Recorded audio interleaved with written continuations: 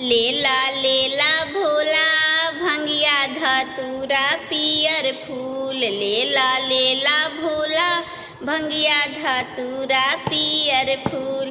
पहिले से कहता शिष्या दुआरा पर आईती। पहिले से कहता शिष्या दुआरा पर आईती।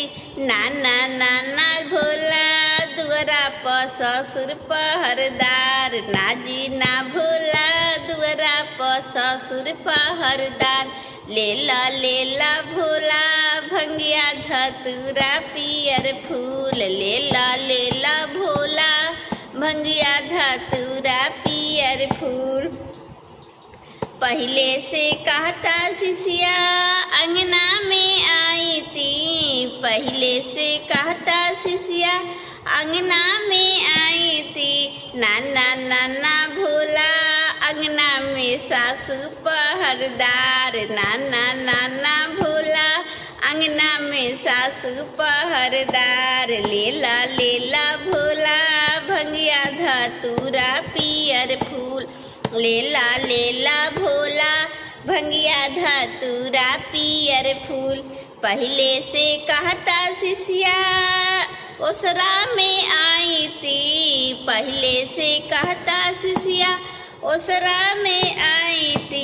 नाजी नाना भोला ओसरा में ननद पहरदार। नाजी नाना भोला ओसरा में ननद पहरदार। लेला भोला भंगिया धतूरा पियर फूल। लेला भोला भंगिया धतूरा पियर फूल।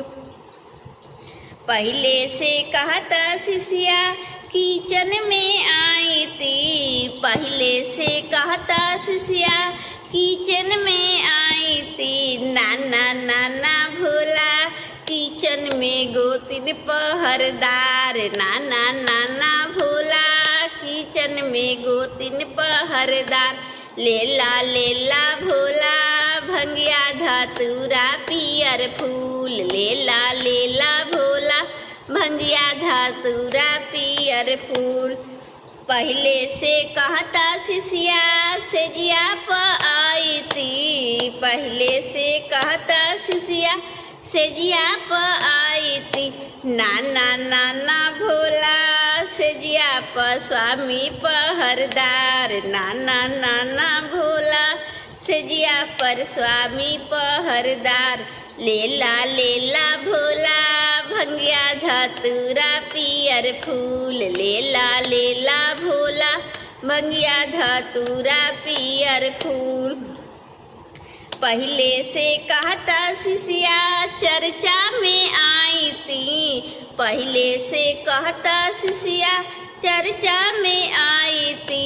आव भोला चर्चा में शिष्या करे इंतजार। आव भोला चर्चा में करे शिष्या इंतजार। लेला भोला भंगिया धतूरा पियर फूल। लेला भोला भंगिया धतूरा पियर फूल। हर हर महादेव।